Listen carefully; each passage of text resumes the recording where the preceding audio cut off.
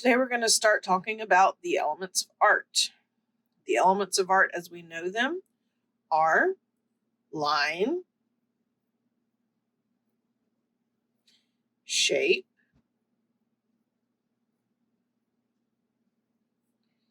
form,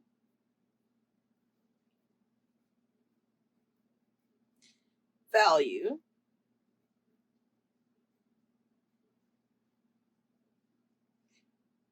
texture,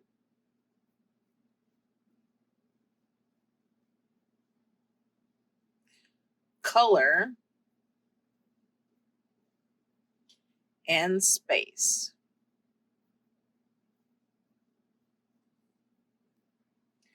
Now, we'll start off talking about line. I like to start talking about line because that is how you read, that is how you write.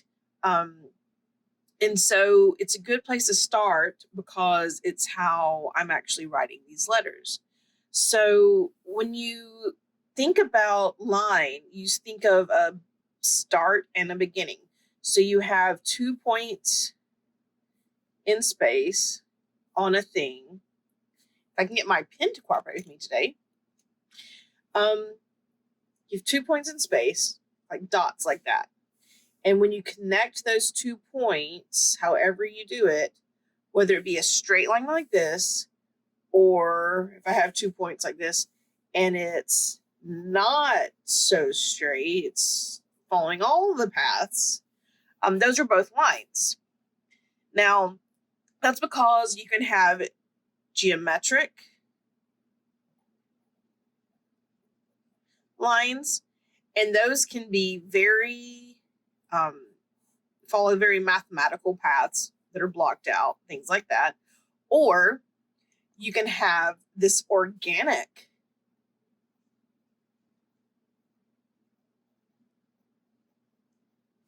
line. I don't know why I've spelled that with a G. It's supposed to be a C. Yes. That can just go all over the place. Okay. And this organic line is going to lend itself to do something that you'll be very quickly comfortable with. It's this idea of a gestural line, a gestural mark. You may use it to draw people moving, but a gestural mark. A more or geometric line may be this idea of a contour line that's a little bit slower moving. It follows paths.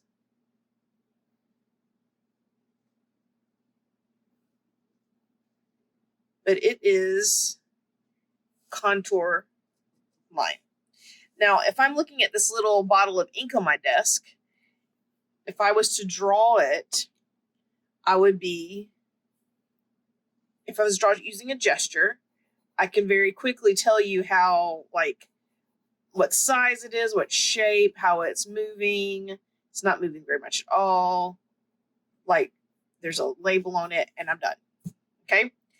But if I was to do, and this is a gesture, just so you'll have it for your notes.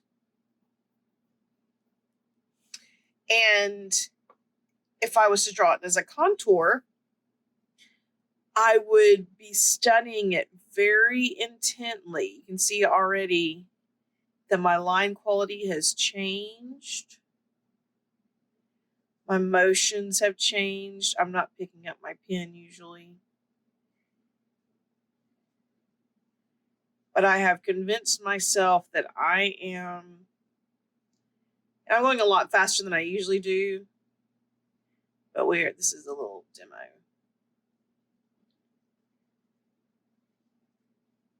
But you can see the drastic difference. This is what we call more of a heterogeneous line. It has a multiplicity of the line. It's different types of line. This is very homogeneous line. It's very, the line quality is usually the same. These are made by the same 2 pens. I mean, you saw me just draw them, but look at the difference in those 2 types of pens. 2 types of line qualities I was able to get from this one pen.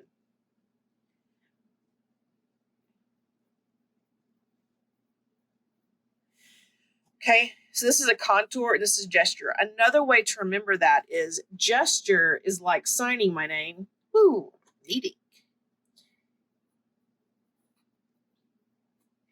And contour is like printing my name.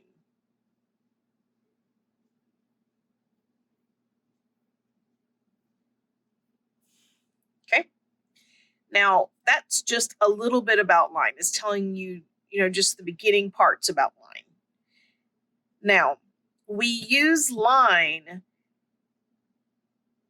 with other things like texture to create an interesting information and composition within our pieces. So let's see what we do next. Now, if we take that line and we enclose space, so we take that one line and we let it loop back and enclose on itself, we have that idea of shape.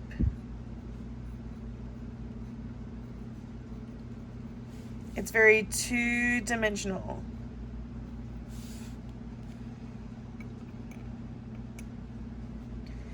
Now, shape doesn't have to stay within the confines of what we've learned about in geometry. It can get into more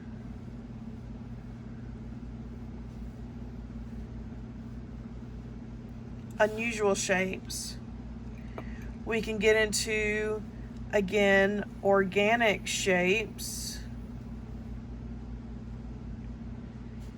and these more geometric shapes.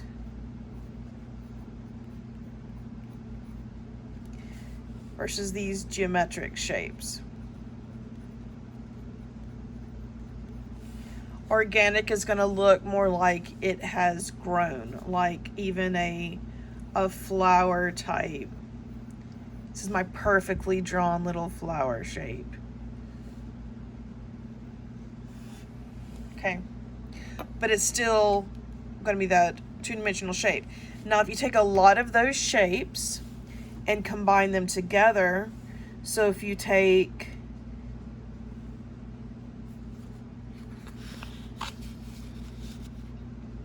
several shapes and you start combining them together, you're going to get this idea of form.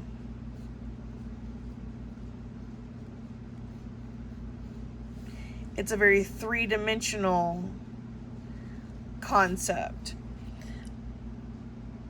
We think of form, three-dimensionality means that it's taking up, actually occupying your space. It's not just being flat on a flat surface like this piece of paper. It's taking up a three-dimensionality like this bottle of ink that I'm trying not to spill on the table. So when you're dealing with sculpture and stuff, that's almost always going to be dealing with three-dimensionality. When you're dealing with a painting or drawing, you're having to imply three-dimensionality. So a painting or drawing is going to imply, it will imply three-dimensionality because you're having to make people feel like it's three-dimensional and seem like it's three-dimensional. You're making a an optical illusion of the three-dimensionality. So you have to learn how to do that, and it can be, we don't always think it's tricky, but it can be tricky. So you're learning how to take these shapes and combine them together with a few different things that we're going to be talking about and making that three-dimensionality.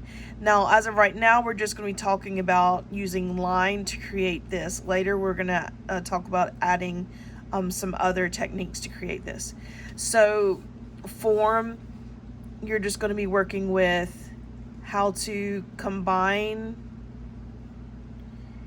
these shapes together to create three-dimensionality. Now, you can take an idea like a circle, and the circle will change to, this is a shape, not to be confused. To make something like that more of a form, we're going to dip our toe into value real quick, which we're going to talk about in a minute, and it will become this idea of three-dimensionality or form by using, like, say if this is a light source here, by using value, combining it with value to get it the illusion of three-dimensionality to it. So sometimes you're having to combine these ideas to create this concept of three-dimensionality.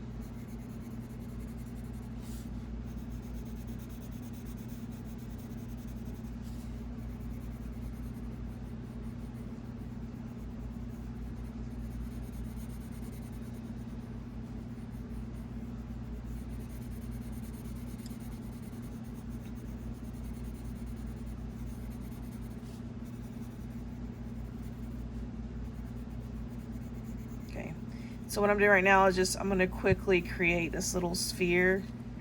I'm using different values to create this sphere to show you how this works. And then we'll go more into depth with it when we get into some drawing techniques in other videos.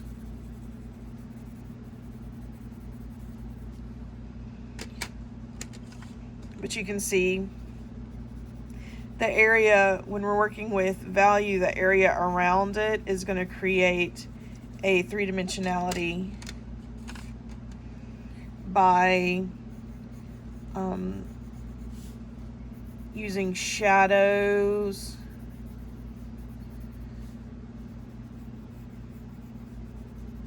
light and dark,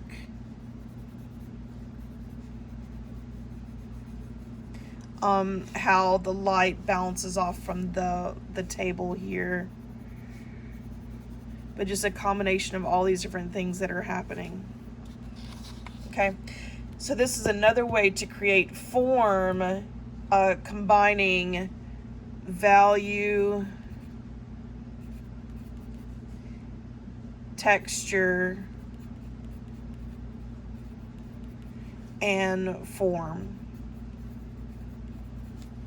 Okay, now we're going to talk about these other two in a second. So form is going to create more three-dimensional space, and shape is going to create two-dimensional space. Now, one of the reasons why we're using shape is we're going to be doing things like using these two to create space, and take away space. So we'll see, my pen's being difficult. We'll see that sometimes shapes where three-dimensionality is going to be, like this form is going to help us to create a depth. We will see that shapes often help us to bring stuff back to that plane, and we can use a series of like transparent forms stacked on top of each other in manners to make things look more two-dimensional versus making them feel like they have a lot of depth. And sometimes this is very much needed in what we're doing.